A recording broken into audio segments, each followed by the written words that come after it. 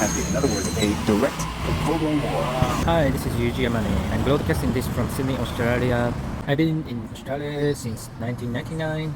I'm from Japan and I work for as well as public sector here in Sydney as an IT or project manager, and I also broadcast this kind of world trend news every morning. So if you're interested in those topics, please hit your like and subscribe button. Thank you. Today I'd like to talk about Iraq versus Israel war. Tensions between Iraq and Israel have escalated significantly as part of the broader regional conflict involving Iran and its allies. Here are the key developments. Iran launched a massive missile and drone attack against Israel yesterday in retaliation for recent Israel attacks that killed a senior Iranian and aligned leaders. This attack has dramatically increased tension across the Middle East, including in Iran. In Iraq are on high alert, anticipating a potential Israel attack. Iraq, along with Egypt and Jordan, has called for an end to Israel aggression on Gaza as a key step to halting dangerous escalation in the region. Iraqi armed groups have warned that US based in Iraq would become a target if the United States joins any response against Iran. There are concerns about potential Israeli strikes on Iraqi soil. Israeli intelligence has reportedly identified 38 potential targets within Iraq. Aslad's report, which houses over 4,000 tons of explosives, have been highlighted as a particularly vulnerable target that could severely damage Iraqi's oil facility if attacked. The conflict has broader implications for the Middle East. The assassination of Hezbollah Secretary General Hassan Nasrallah by Israeli forces in the Beirut has further inflamed tensions. Israel has launched a ground operation in southern Lebanon against the Hezbollah, describing it as limited, localized, and targeted. Iran has warned of the more crushing and ruinous intention against its missile attack. International response: the US has called the Israel attack on Israel as severe. President Joe Biden has urged for an immediate ceasefire. For US officials appear to support Israel's limited military operations.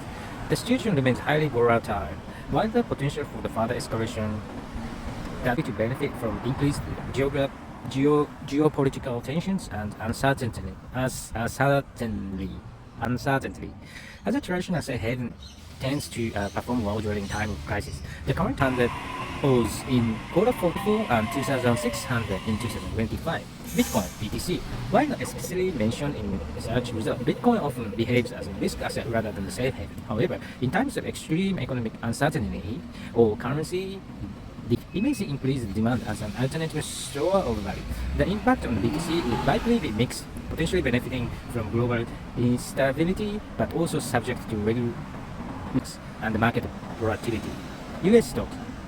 High tensions tends to create volatility in stock market. The recently reported potential attacks in the Middle East caused S&P 500 to fall as much as 1.4% in the day. Political instability could lead to further volatility and potential downward pressure on US stocks, especially if it impacts global trade or energy prices. Global stocks markets are likely to face similar challenges to US stocks. Increased geopolitical risks often lead to equity market sell-offs. The correlation between geopolitical risk spikes and the stock market volatility suggests that stocks could experience periods of decline and increased volatility as geopolitical tension rise. Japan has historically been considered. However, recent fluctuations have shown its sensitivity to both these economic challenges and potential interventions by the Bank of Japan could lead to continuous Australian property market. While now could be indirectly affected by global geopolitical tensions. If these tensions lead to economic uncertainty and create challenging environments across various asset classes, gold stands out as a potential beneficiary, while stocks and other risk assets may face increased volatility. The impacts on the Bitcoin, the Japanese yen, and Australian property market are likely to be mixed, influenced by both global factors and local economic conditions. Okay, so let's have a look at what's happening in the world now on YouTube. Alright, so I'm going to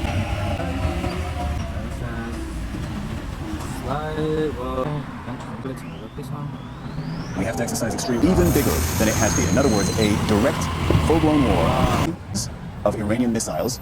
But we did see has been launched from Iran into Israel. Infrastructures, exposed Hezbollah's hidden weapon caches, and see. incredibly energetic efforts in recent months to try to tamp down the tenor of the violence here. It's not going to be the case this time. A major question. Oh, scary, isn't it? Okay, let's do some chit chat. The currently time is 7:33, the 2nd of October. Okay, so let's have a look at the market. Have a look at this. So this for the last was more than 65, but I think it's significantly for last one day. I think it's because of the action in the Middle East. Yeah, it's dropped significantly. Okay, have a look at Japan. It dropped same for last 1 week. How about the gold? So it's same. Japanese yen, American dollar, same. This against and this is Australian property same. That's dropped significantly, but other than that, remain the same as yesterday. On broadcast, people walking around, they are going to war, they're communing, not many people around. Yeah. School holiday here in Sydney, so I have to take water to cheerleading class today. It's in Japanese, but yeah, news is okay. That's pretty much I want to talk about today.